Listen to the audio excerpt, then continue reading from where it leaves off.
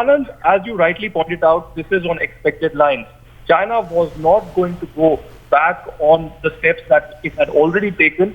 On two different occasions in the last 6 months, it had put on technical hold India's bid to declare the global terrorist Maulana Masood Azhar into the sanctions of the UNSC 1267 committee.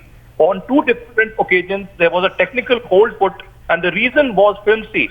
The reason given was that there needs to be much more debate and discussion between the UNSC members and the 1267 sanction committee members to bring in a consensus. The aim is clear.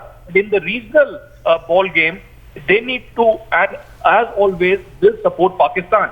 And with this block now, remember, it's not a technical hold anymore.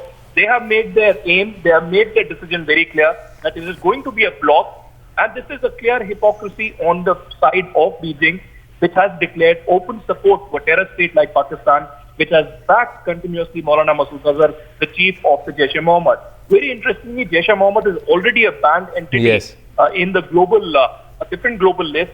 But now it would be very interesting how New Delhi reacts. The initial reaction is that they are shocked. They are certainly having discussions and door dialogue with China.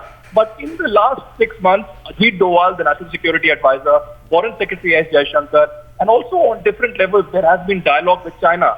But certainly nothing has forced Beijing to change its stance on the issue of Maulana Masood Azhar.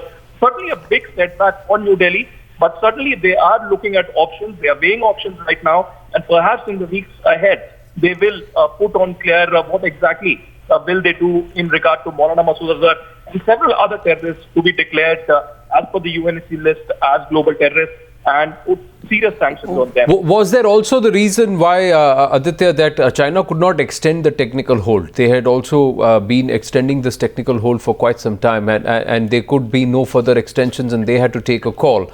And rather than withdrawing their position, they were forced to try and move in for a block altogether. Does this also say that India has been focusing on other engagements and improvements with China, and Masood Azhar has not been the more important aspect?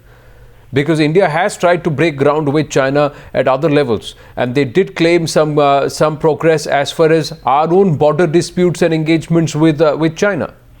Well, with China, you know, Anand, there have been different issues which have been bone of contention. It's not just the issue of Maulana Masood Azhar, as you rightly pointed out. The age-old border dispute has been there, specifically in the states of Arunachal Pradesh and Ladakh. Apart from that, you know, the recent issue about India's bid to be the member of the elite nuclear suppliers group, China hasn't been very forthcoming in the same as well. China has again put Pakistan as a counter to India and said that there should be other non-NPT members who should be allowed inside this elite group. So clearly, it does seem that the negotiations, be it at the level of the Joint Secretary level, Aditya,